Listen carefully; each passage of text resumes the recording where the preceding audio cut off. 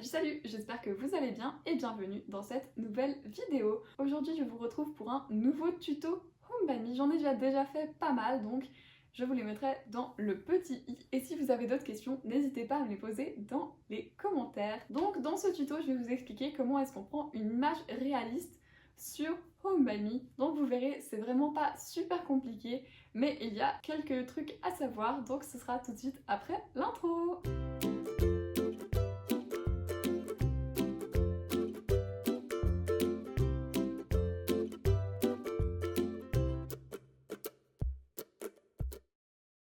Et voilà, c'est parti, je vous retrouve sur le même projet que d'habitude. Alors, pour commencer, avant de prendre votre image réaliste, il faut bien sûr que pour que l'image soit assez classe, il faut quand même que le projet soit déjà assez décoré, assez avancé. Moi, je vais choisir cet endroit-là pour prendre ma photo, donc cet espace salle à manger. Je vais commencer par me placer bien centré par rapport à l'endroit que je veux photographier. Une fois que ça paraît pas mal, même si là il y a quand même pas mal de murs blancs, mais ça ira très bien pour l'exemple. Une fois que je suis prête, je vais prendre le petit onglet appareil photo et je vais choisir ensuite l'élément image réaliste. Et là vous appuyez simplement sur commencer. Et une fois que vous êtes prêt, vous allez avoir pas mal de réglages à faire. Donc là vous avez la petite image qui permettra de choisir une image de fond. Donc c'est ce qu'on verra à travers les fenêtres, là où vous n'avez rien construit. Donc moi je vais choisir l'image ville, j'aurais très bien pu prendre l'image compagne, mais je vais quand même prendre l'image ville, je trouve qu'elle donne une plus jolie lumière.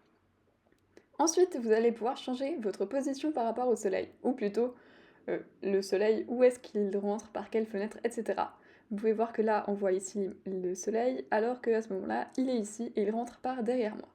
Vous pouvez aussi choisir la hauteur du soleil, donc là on est en golden hour par exemple, et là le soleil est vraiment très haut, à midi par exemple. Mais je trouve quand même que c'est plus simple de laisser en automatique, comme ça vous êtes sûr d'avoir une bonne lumière dans votre pièce. Ensuite vous allez pouvoir changer l'objectif de la caméra, un zoom ou un grand dézoom, donc en grand angle, excusez-moi, mais si vous restez avec l'objectif 24, ça vous permettra d'avoir une moins grande déformation sur l'image réaliste finale. Donc maintenant que vous avez fait tous les réglages, vous allez pouvoir simplement placer, votre caméra correctement. Ça dépend de ce que vous voulez voir sur l'image. Et bien sûr, moi je vous propose, c'est toujours beaucoup mieux d'avoir les verticales bien verticales. Donc pour ça, vous allez pouvoir vérifier que les murs sont droits et parallèles au cadre de votre image, si on peut dire. Ensuite, vous allez pouvoir régler la hauteur pour qu'on voie ce que vous voulez. Moi, j'aime bien me mettre à 1 mètre parce que je trouve que ça donne une belle image à la fin. Mais là, par exemple, je ne vois pas très bien mes lampes, donc je vais reculer un peu pour voir mes lampes jusqu'en haut, ou alors lever ma caméra pour voir encore une fois mes lampes jusqu'en haut. Je pourrais très bien aussi tourner ma caméra afin d'avoir dans ma photo aussi la commode qui se situe sous l'escalier, mais moi j'ai envie d'être vraiment plutôt centrée par rapport à ma table, donc je vais me mettre comme ça. On va également voir un peu la cuisine de cette façon-là. Je vérifie une dernière fois mes réglages et une fois que c'est bon, je vais pouvoir appuyer sur le bouton générer. Donc là, vous avez deux choix, soit vous prenez une qualité haute définition, soit une qualité basse définition. La basse définition, vous en avez une quantité illimitée, et la haute définition, ça dépend si vous avez un abonnement ou pas. Si vous en avez pas, vous en avez 3 gratuites, et ensuite elles deviennent payantes. Mais si vous avez un abonnement, ça dépend lequel vous avez. Vous avez peut-être aussi les images en haute définition illimitées. Moi là, je vais choisir de prendre une image basse définition, et l'image est créée, et là je peux soit créer une autre image comme je vais le faire là, je vais prendre exactement la même, mais en haute définition, comme ça vous verrez la différence entre les deux. Et voilà, une fois que c'est bon, vous voulez plus prendre d'autres images réalistes, vous appuyez sur OK, j'ai compris. Et là, si vous avez quand même une envie de prendre une autre image, vous pouvez simplement vous déplacer dans les pièces, si par exemple vous voulez prendre la cuisine, ou alors aller dans un autre étage aussi. Moi, je vais prendre ici une image réaliste pour vous montrer ce qui se passe quand on a des lumières qui s'allument. Donc là, normalement, j'ai la lampe à côté de la commode qui devrait s'allumer. Donc je vais me placer correctement, je vais choisir de prendre une image réaliste, je vais vérifier mes réglages qui n'ont normalement pas dû changer depuis avant. Et là, il y a la petite ampoule qui apparaît parce que j'ai une lampe.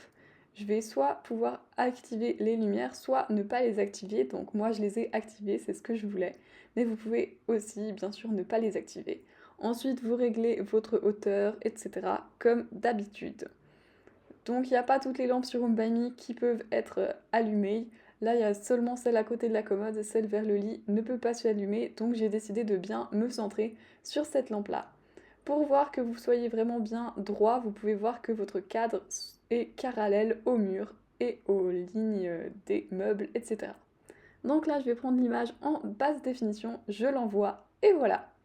Maintenant, si vous voulez déjà voir si vos images sont prêtes, vous pouvez aller ici sur l'icône images. On peut voir que les 3 images que je viens de prendre sont en train de se créer mais ne sont pas encore prêtes. Et là, on peut voir les autres images que j'ai prises une autre fois. Donc une fois que c'est bon, vous pouvez appuyer sur OK, enregistrer votre projet si vous avez modifié quelque chose. Si vous n'avez rien modifié, ce n'est pas nécessaire, mais faites-le quand même pour être sûr. Et ensuite, vous pouvez appuyer sur la croix, et voilà, et maintenant il ne reste plus qu'à attendre les images. Et voilà, je vous retrouve quelques temps plus tard sur mon projet. C'est clairement un jour plus tard, je suis déjà allée voir entre-temps, mais les images en basse définition n'étaient pas encore prêtes. Celles en haute définition par contre ont été prêtes en moins d'une heure. Pour voir vos images, vous allez appuyer sur Images et vous allez là retrouver les 3 images que nous avons prises tout à l'heure. Alors là, on peut les agrandir et les regarder. On peut directement voir que les images en haute définition sont beaucoup plus grandes et de meilleure qualité. Donc voilà ce que ça donne de ce côté-là. Pour la 3e image, voilà ce que ça donne avec des lumières allumées. Ce qui est cool, c'est que même si vous avez une image en basse définition que vous aimez bien, vous pouvez tout à fait la passer en HD en appuyant sur ce petit bouton-là et en validant. Vous retrouverez ensuite l'image dans le même onglet que celle-ci.